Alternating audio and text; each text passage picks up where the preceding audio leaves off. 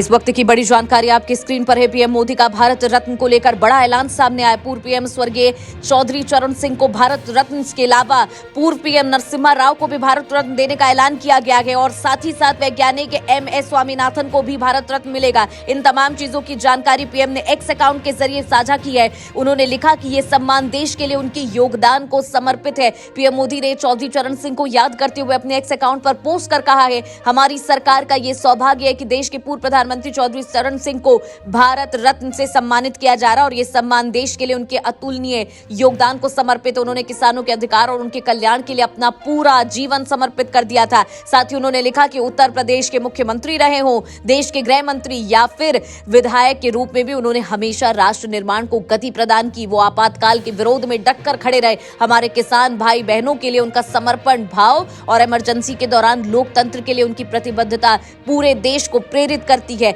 और दरअसल आपको बता दें कि रालोद के मुखिया जयंत सिंह के दादा और किसानों के मसीहा तथा पूर्व प्रधानमंत्री चौधरी चरण सिंह को काफी समय से भारत रत्न देने की मांग उठ रही थी और पीएम के इस ऐलान के बाद जयंत चौधरी काफी खुश नजर आए। उन्होंने पोस्ट करते हुए लिखा कि दिल जीत लिया गया। और साथ ही आपको बता दें कि इसके अलावा कांग्रेस नेता और पूर्व प्रधानमंत्री नरसिम्हा राव को भारत रत्न देने का ऐलान करते हुए पीएम ने कहा कि ये बताते हुए खुशी हो रही कि हमारे पूर्व प्रधानमंत्री श्री पीवी नरसिम्हा राव गुरु को भारत रत्न से सम्मानित किया जाएगा। एक प्रतिष्ठित विद्वान और राजनेता के रूप में नरसिम्हा राव गुरु ने विभिन्न क्षमताओं में भारत की बड़े पैमाने पर सेवा की है। उन्हें आंध्र प्रदेश के मुख्यमंत्री, केंद्र मंत्री और कई वर्षों तक संसद में विधानसभा सदस्यों के रूप में किए गए कार्यों के लिए समान रूप से याद किया जाएगा। उनका दूरदर्शी नेतृत्व भारत को आर्थिक रूप से उन्नत बनाने, देश की समृद्धि और विकास के लिए एक ठोस नींव रखने में सहायक है। पीएम मोदी आगे लिखते हैं कि प्रधानमंत्री के रूप में नरसिम्हा राव का कार्यकाल महत्वपूर्ण कदम उठाने के रूप में जाना जाता है, जिन्होंने भारत को